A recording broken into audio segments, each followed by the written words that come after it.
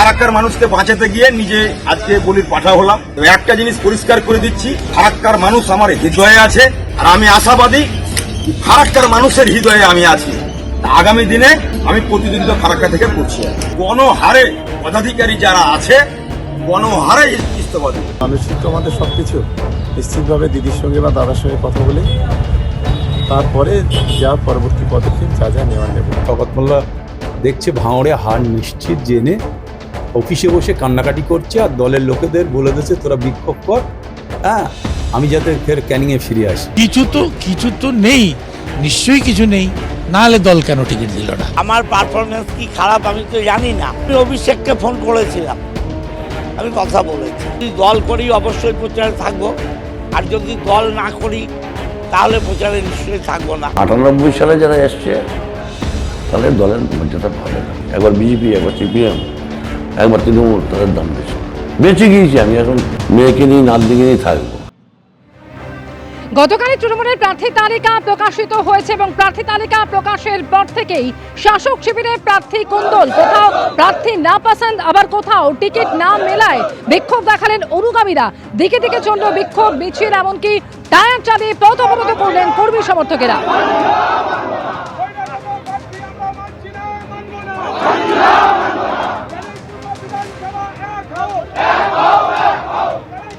গত রবিবার রাজ্যে ভোটে নির্ঘণ্ট ঘোষণা হওয়ার পরই রাজ্য প্রশাসনের একেবারে শীর্ষস্তরে একাধিক গুরুত্বপূর্ণ রদবদলের পর এবার এক লক্ষে 11 জন ডিএম অপসারিত, 2 ডিও অপসারণ। জেলার নির্বাচন পরিচালনার পুরো দায়িত্ব জেলা শাসকদের।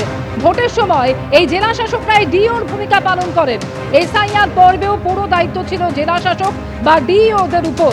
আর কারা কারা নতুন জেলা শাসক হলেন একবার জানিয়ে দিই।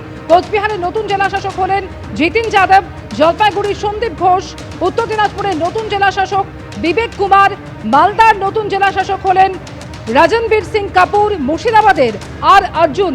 নদিয়াতেও জেলা শাসককে অপসারণ করা হয়েছে এবং সেই জায়গায় নতুন দায়িত্বে এলেন শ্রীকান্ত পল্লী। পূর্ব বর্ধমানের নতুন জেলা শাসক হলেন শ্বেতা আগরওয়াল। কলকাতা উত্তরের নতুন জেলা নির্বাচনী আধিকারিক স্মিতা পান্ডে, পুর কমিশনার স্মিতা পান্ডাকে দেয়া হলো কলকাতা উত্তরের দায়িত্ব এবং কলকাতা দক্ষিণের নতুন জেলা নির্বাচনী আধিকারিক হলেন রণধীর কুমার। রোল অবজারভার রণধীর কুমারকে করা হলো দক্ষিণ কলকাতার ডিও। উত্তর 24 পরগনার নতুন জেলা শাসক শিল্পা গৌরী সারিয়া। দক্ষিণ 24 পরগনার নতুন জেলা শাসক হলেন অভিষেক কুমার তিওয়ারি। দার্জিলিংয়ে হরিশঙ্কর পানিক্কার এবং আলিপুরদুয়ারে টি বালাসুব্রমণ্যম।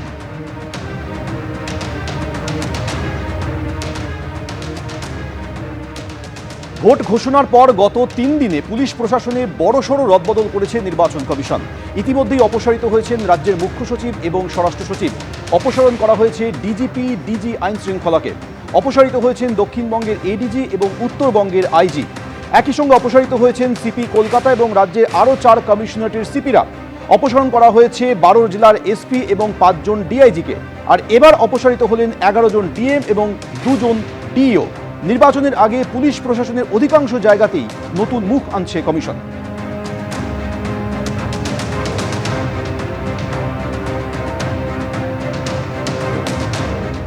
ফের রাজ্য পুলিশের পদস্থ কর্তাদের অপসারণ নির্বাচন কমিশনের। 5 জায়গার ডিআইজিকে অপসারিত করা হলো।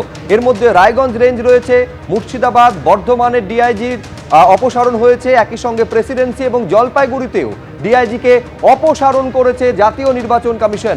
নতুন ডিআইজিদের আগামীকাল সকাল 11টার মধ্যে দায়িত্ব নিতে হবে বলে স্পষ্ট নির্দেশ দিয়ে দেওয়া হয়েছে।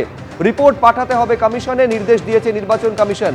রায়গঞ্জ রেঞ্জের নতুন ডিআইজি অমিত কুমার ভরত রাঠৌর, মুর্শিদাবাদ রেঞ্জের নতুন ডিআইজি অজিত সিং যাদব, বর্ধমান রেঞ্জের নতুন ডিআইজি শ্রীহরি পান্ডে, প্রেসিডেন্সি রেঞ্জের নতুন ডিআইজি কঙ্কর প্রসাদ বারুই এবং জলপাইগুড়ি রেঞ্জের নতুন ডিআইজি অঞ্জলি সিং।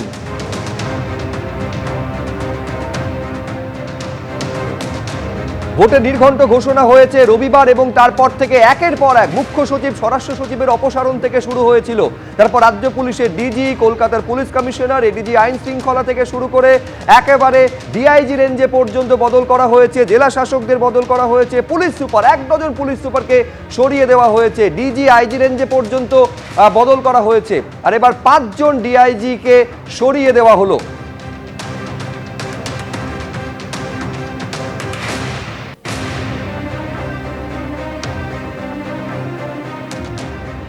যেভাবে বদল করা হয়েছে 72 ঘন্টার মধ্যে, ভোটে নির্ঘণ্ট ঘোষণার 72 ঘন্টার মধ্যে কার্যত খোলনলচে বদলে ফেলা হচ্ছে রাজ্য পুলিশ এবং প্রশাসনের, তা নিয়ে তীব্র আক্রমণ শানিয়েছিলেন গতকাল প্রার্থী তালিকা প্রকাশের পর মমতা বন্দ্যোপাধ্যায়। কি বলেছিলেন আপনাদের শোনাবো, তার পাল্টা আজকে বিজেপির তরফে কি বলা হলো, পরপর দেখুন। ওদের আরএসএস এর কিছু লোক এসছে, আমি তাদের শ্রদ্ধা করি যারা পুরনো আরএসএস। এখনকার যারা এসছে এরা তো 10 স্টার আরএসএস, এরা বসে বসে হরিয়ানা থেকে লোক নিয়ে এসছে, পিক অ্যান্ড চুজ, টনসিল বলে কাউকে নিয়ে এসছে নিকনাম, সে ঠিক করছে এখানকার চিফ সেক্রেটারি কে হবে, নিজের গলার টনসিলটা সামলাতে বলুন, যাতে টাকা ডিস্ট্রিবিউশন করতে পারে এই লোকগুলোকে দিয়ে, আর্মস আনতে পারে, ড্রাগ আনতে পারে। গায়ের জোরে বলছেন সব সেন্ট্রাল ডেপুটেশনে পাঠিয়ে দাও। এখন কোনো রকম কোনো ঘটনা ঘটলে প্লিজ দয়া করে আমাকে কেউ দোষ দেবেন না, টুটি চিপে ধরবেন বিজেপির রাজনৈতিক টুটি, এবং মেঘের আড়াল থেকে যিনি খেলছেন চন্দ্র সূর্য গ্রহ তারাও ক্ষমা করবে না এদের। নির্বাচন কমিশন, মানুষ এটা প্রত্যাশা করে, পশ্চিমবঙ্গের মানুষ, যে সারা দেশের সর্বত্র যেখানে শান্তিপূর্ণ নির্বাচন হয় সেখানে পশ্চিমবঙ্গের নির্বাচনে কেন এত রক্তপাত, পশ্চিমবঙ্গের রাজনীতিতে কেন এত রক্তপাত। ব্যক্তিগতভাবে আমি এর আগে এই কথা বলেছি, এই পশ্চিমবঙ্গকে রসাতলে নিয়ে যাওয়ার জন্য সরকারি আধিকারিক, আমলা এবং তৃণমূল কংগ্রেসের একটা যৌথ বাস্তুতন্ত্রের মধ্যে দিয়ে এই রাজ্যটাকে রসাতলে নিয়ে যাওয়া হয়েছে। এই অভিযোগ ওঠে যে তৃণমূলের পেরোলে আছেন, তাহলে স্বাভাবিকভাবে নির্বাচন কমিশন পরিস্থিতি মোতাবেক সিদ্ধান্ত নিয়েছেন।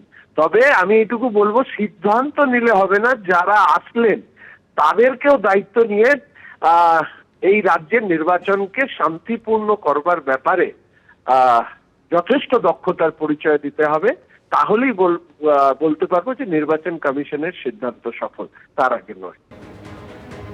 ভোটে নির্ঘণ্ট ঘোষণা হওয়ার পর থেকেই প্রশাসনের শীর্ষস্তরে একের পর এক রদবদল হয়ে চলেছে। কি বলছেন এই প্রসঙ্গে তৃণমূল নেতা শোভনদেব চট্টোপাধ্যায়, শুনুন। ইলেকশন অথরিটি, ইলেকশন কমিশনার যিনি হয়েছেন সারা দেশের, আমি মনে করি না যে উনি তার নিজের পদের প্রতি সুবিচার করছেন না, এবং তিনি যে ভূমিকা পালন করছেন 100% একটা দলের হয়ে কাজ করা যাকে বলে সেই কাজ করছেন। এটা জেলাশাসক বদলিদের প্রভাব কিছু পড়বে না, মানুষ সিদ্ধান্ত নিয়ে বসে আছে, খালি ইলেকশনের ডেট অনুযায়ী আরম্ভ হয়ে যাবে। বাংলার মানুষ দেখেছে গত 5 বছরে নয়, গত 15 বছর ধরে মমতা বন্দ্যোপাধ্যায়ের ভূমিকা, তার প্রো পিপুল স্ট্যান্ড, তার বিভিন্ন কাজ দেখেছে। ওদের পুলিশ বদল করে দিয়ে ওরা যে সমস্ত ভয়ের একটা বাতাবরণ তৈরি করার চেষ্টা করছে, ওগুলো করে কিচ্ছু হবে না, একজনও তৃণমূলের কর্মী ভয় পাবে না। এবিপি আনন্দ, এগিয়ে থাকে, এগিয়ে রাখে।